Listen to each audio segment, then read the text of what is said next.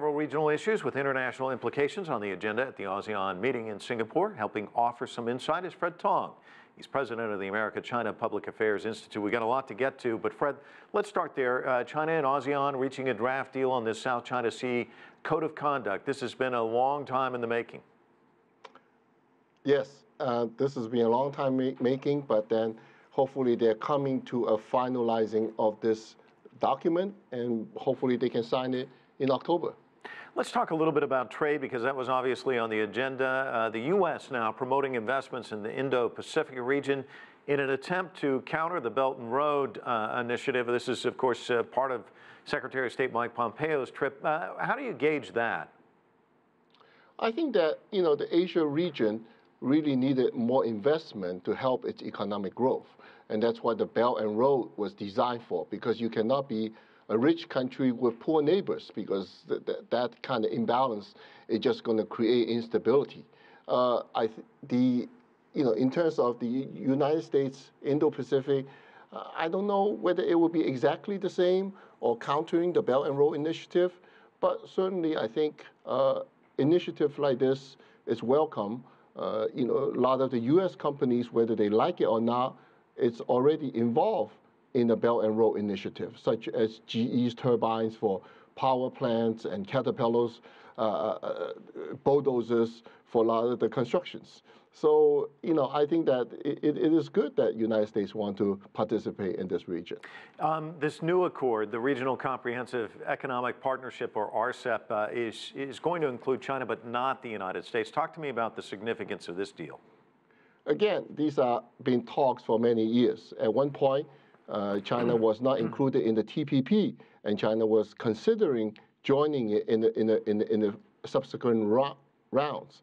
And also we're thinking about bringing the United States into RCEP. Well, I think the United States withdraw from the TPP. I guess it's probably no use to ask it to join another trade pact. Probably that's why. And I think that the United States is always welcome to be part of the Asia's economy. But stark differences. I mean, you hear the speakers there talking about economic integration, multilateralism, globalization, and of course the U.S. going more in the effort at unilateralism. The trade tensions between the United States and global powers like China and the EU. Obviously, it was something that was discussed, and you see kind of a forward-thinking mentality, and yet the U.S. kind of entrenched in this kind of protectionism approach. How's this thing going to shake out? Well, what you described was the United States over 18 months ago, and that was what United States always advocate, a multilateral transparency and working with each other in globalization. Only in the last year and a half, United States is going some sort of a policy reversals. But I think this will be short-lived, and after a couple of years, United States have to come back to the global economy, working with everyone, and not setting up barriers or tariff to stop selling goods to other countries and stopping other countries to selling goods to us. How long do you think this goes on?